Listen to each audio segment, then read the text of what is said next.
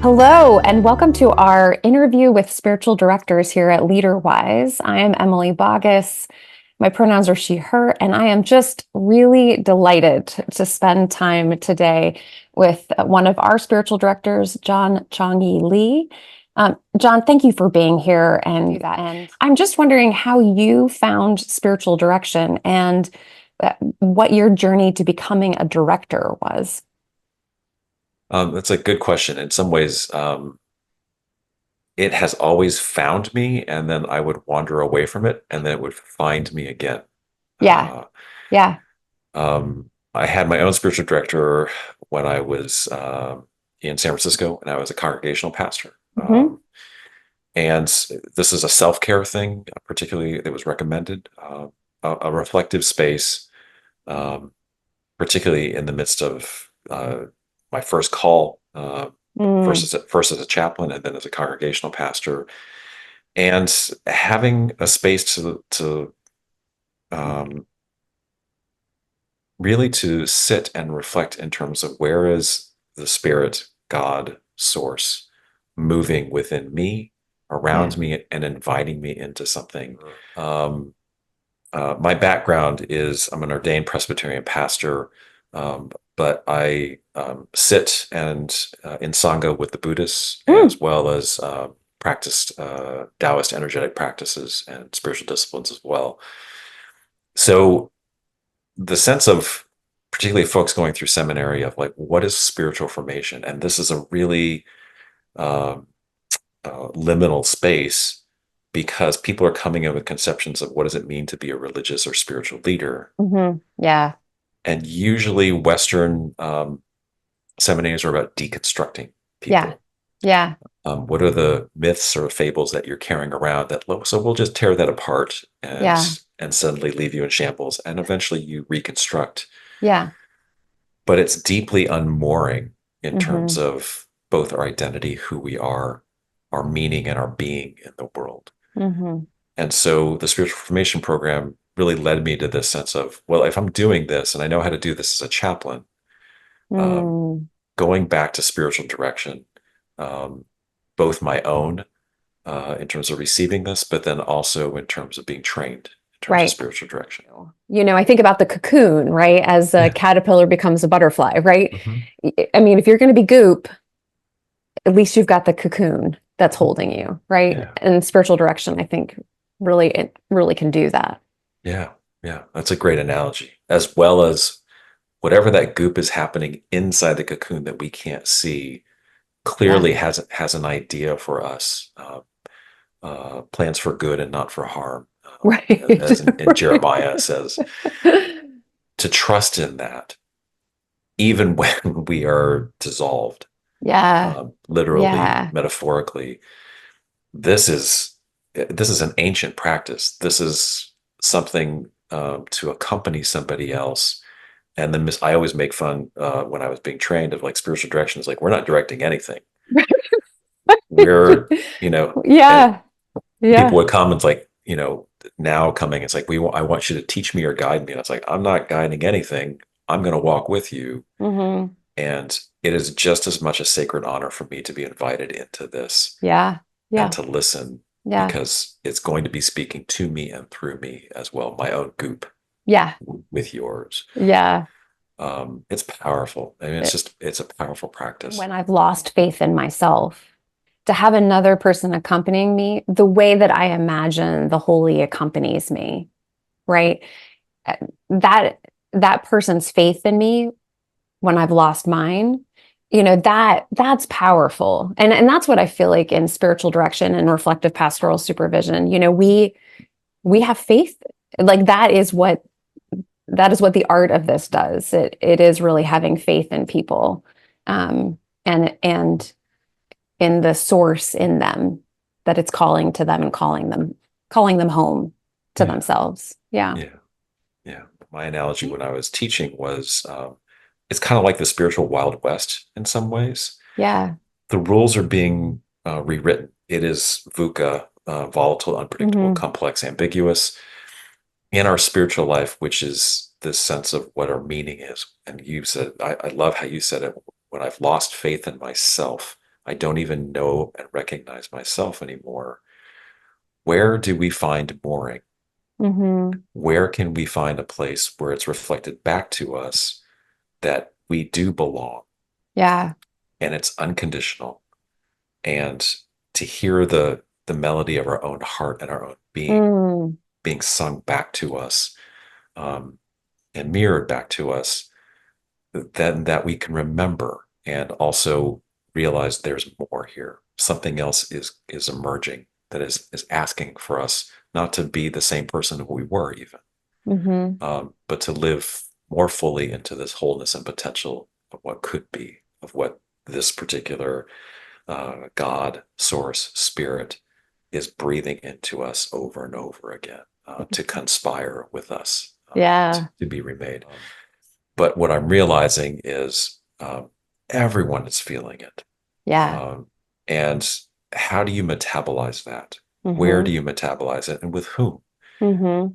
Who can be and what space can be a non anxious presence for you just to listen deeply, Mm-hmm. um, and encounter, something that is primordial within you and then also outside of you, calling you back as well. So no, it's not just for clergy. And it's like, and I keep hearing very similar things between what clergy are asking and, what, all these other folks are asking, which is these, I think Jonathan Sachs, used to be Mm.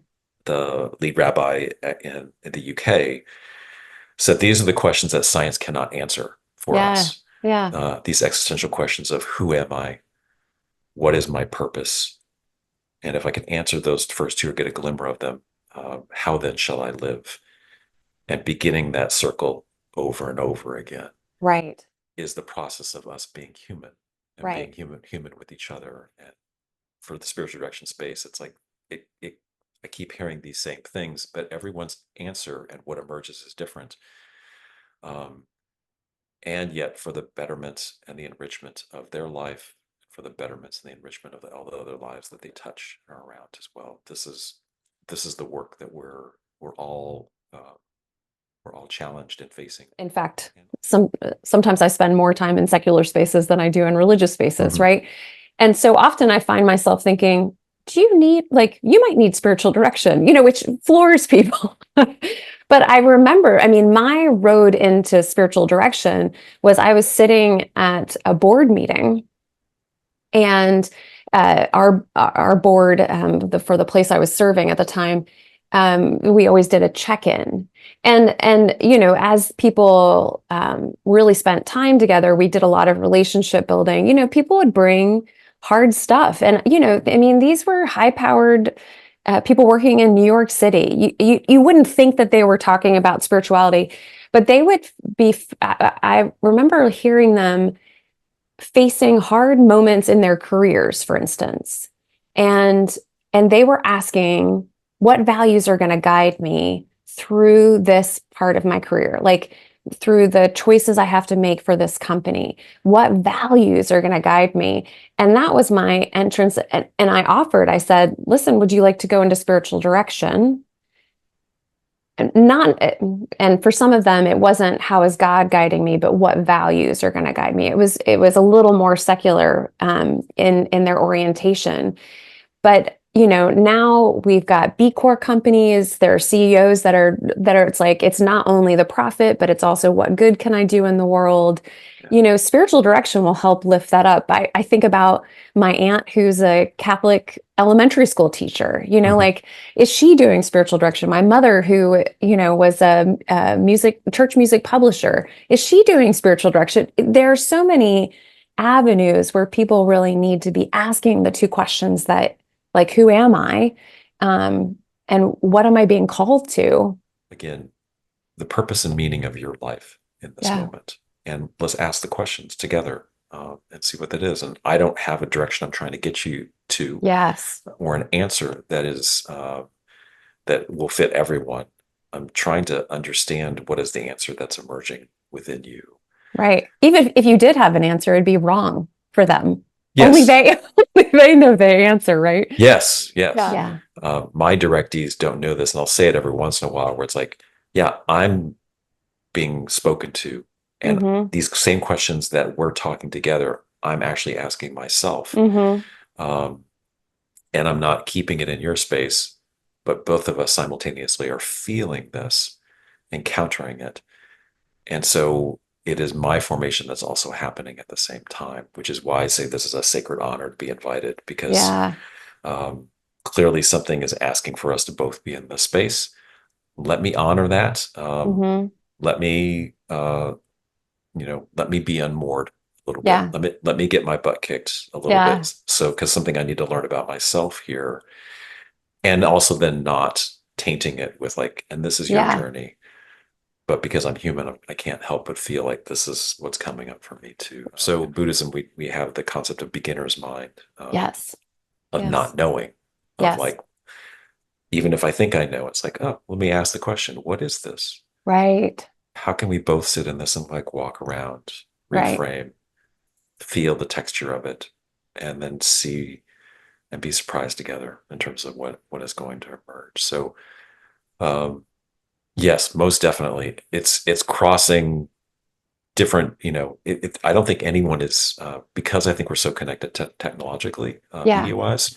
I think everyone's feeling it, and when they get to those questions, then the question for me always is like, and so then who? Like your board Yeah. example, Yeah. I guess now's the time. Right. Um, but for folks to find the resources, and also then to find the right person to accompany that, clearly Right. something is inviting both of you into this space. Right. Uh, yeah, it's alchemy, uh, from the Daoist tradition. That's like, yeah, there's things that combined, and Mm-hmm. here's what arises, and then we say thank you, as well as the Yeah. time that we have, whatever it may be, in that same gift.